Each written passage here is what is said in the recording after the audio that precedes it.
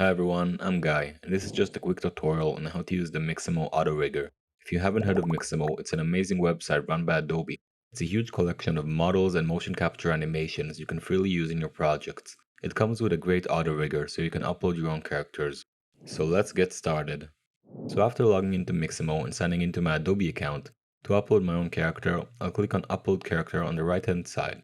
You can upload either FBX, OBJ, or zip files. I'm going to drag in my model and wait for it to load. Once it's done, you can press the arrow keys to rotate the model so it's facing forward, but mine's already facing the right way, so I'm just going to hit next. Then I will place the markers on the corresponding spots. Chin on the chin, wrist on the wrists, elbows on the elbows, knees on the knees, and groin on the.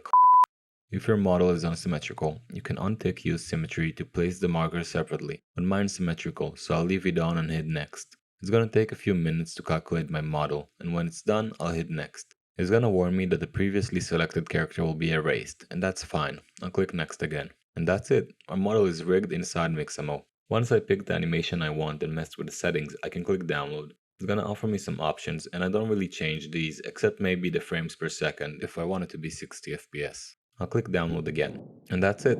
I can drag my model into Cinema 4D and press OK. I'll hit play and we have our animation. One last thing, when we import files from Mixamo into Cinema 4D, for some reason by default their attributes are locked. I'm not really sure why this happens, and if anyone knows how to disable it, please let me know. A quick fix is to select everything, press Ctrl C to copy, open a new file and press Ctrl V to paste, and now the attributes are unlocked. And we're done. Feel free to comment any questions you have, and if this was helpful to you, make sure to like and subscribe to my channel so I can put out more tutorials. See you next time.